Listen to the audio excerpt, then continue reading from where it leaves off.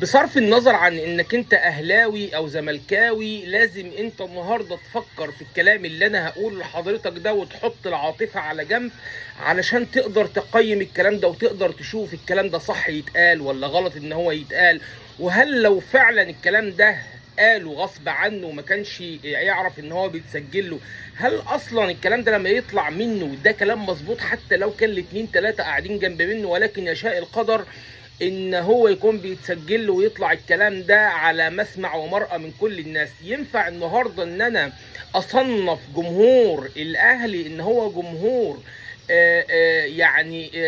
بايظ في التعليم، او اصنف جمهور الاهلي ان هو جمهور مش كويس؟ او يعني كلام الواحد حتى مش قادر ان هو يقول معناه، علشان ده ما يطلعش من حد كبير ذو قيمة كبيرة ماسك مكان مرموق في الدولة. ما ينفعش ان انت يطلع منك الكلام ده، ما ينفعش ان انت النهارده تصنف جماهير الكوره على حسب مزاجك. وعايز كمان اقول لحضرتك على حاجه، انت بتقول ان الاهلاويه مش ناجحين في اي حاجه والزملكاويه اللي قاعدين في المناصب هم اللي منجحين الدنيا، ده على اساس ايه بقى؟ سمعني كده معلش، يعني وريني كده معلش، انا مش سامع، قول تاني. يعني هل انت عاجبك حل نادي الزمالك بالطريقه دي؟ هل انت عاجبك مجلس اداره نادي الزمالك وهو اصلا بيشرشح في النادي؟ عاجبك انت القرارات اللي بتطلع من مجلس اداره نادي الزمالك والديون اللي على نادي الزمالك؟ هي دي العقليه الفذه اللي انت يعني بتقول لنا عليها؟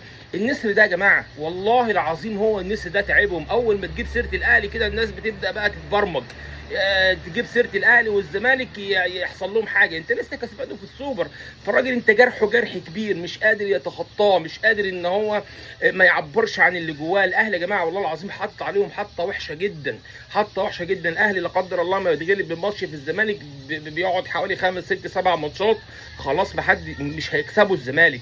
فهو ده اللي ما انت النهارده تجيب له سيره الاهلي هو بيتعب نفسيا. ولكن انا عايز جمهور الكوره والناس اللي تسمعني تقيم الكلام اللي هو بيقوله. هل النهارده من المنطق ان هو يقول الكلام ده؟ ده احنا لما عملنا يا جماعه الاعلان اللي هو عربيه الاسعاف والمش عارف ايه والبدله البيضاء والكلام ده كله، جمهور الزمالك قام وما قعدش وخرب الدنيا وكانك انت بتوجه الكلام ليه.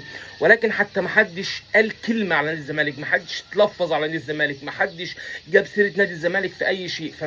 فانت النهارده المفروض تبقى زي الناس دي. لازم النهارده تقدر الجماهير، ما ينفعش ان انت تتكلم اي كلام وتقول اي كلام.